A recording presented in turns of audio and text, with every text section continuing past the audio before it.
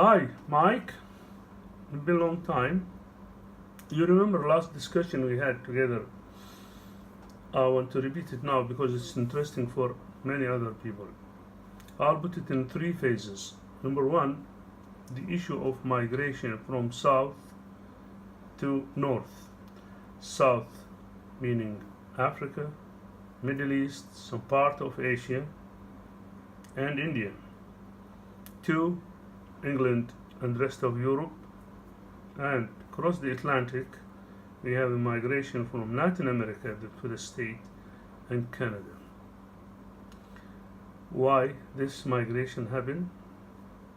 Either economic reason or political reason, meaning wars and disturbance and struggle.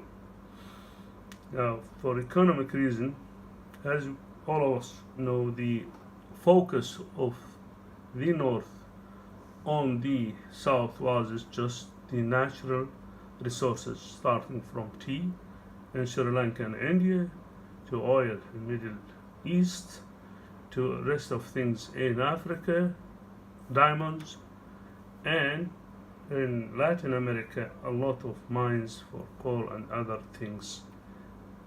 Without doing real infrastructure building for those nations, either in education level, on health level, on job affording, etc. So the choice of those people to get better living is to migrate.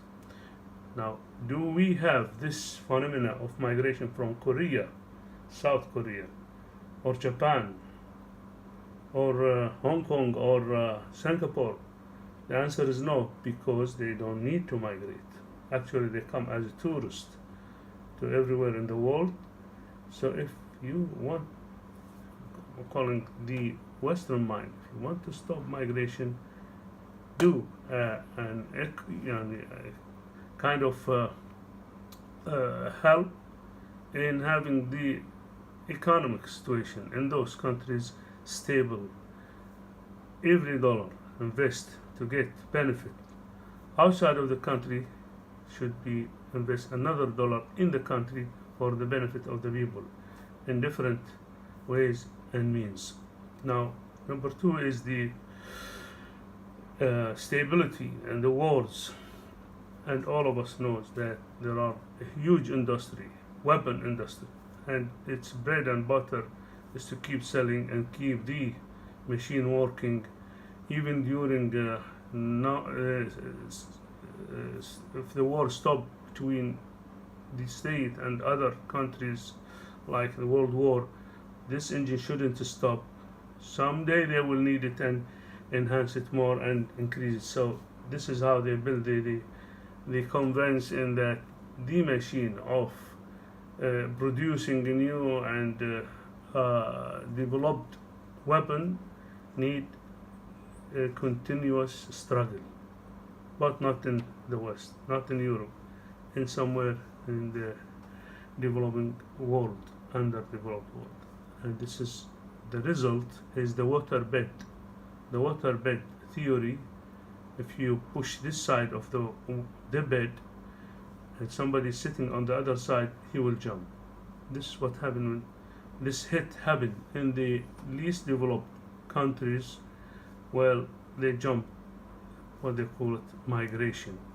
So what being got by selling weapon to them turned to be a harm for the nation and their essence, whether culture, whether the density of resident.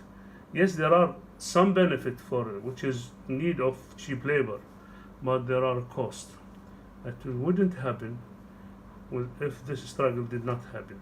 Now, the third issue is the cultural shock, and what they call it, the conflict between religions and even culture. Well, the extremists can take it that it's endless war, but this is not true. Let's take the Middle East as an example. In Palestine, for decades and centuries, there was no conflict between the three religion followers: Christians, Muslims, Jews, and this is fact. It's proven there. It's when the colony come after the natural resources, things change. The crusade did not come to protect the church in Jerusalem. Prove it. One of the campaign of those crusade, when they went back, not through sea, through the land, cross Constantinia, they invade Constantinia and robbed it and stole every wealthy things there. So it was not defending the church. It's running after the wealth. This is now we are hearing in another stories to invade Syria. Well, we are coming to defend the grave of so and so, and we know that this is fake, and this is just only a way to colonize those countries. Therefore, religion is not responsible about what's happening. Neither Jewish religion, nor Christian religion, nor Islamic religion. Zionism have kidnapped the religion. The Crusader have kidnapped fundamentals in Islamic side. They have kidnapped and use it a mean and a ways for colony or for dominating others. So our battle is with those extremists, wherever are they, not the religion.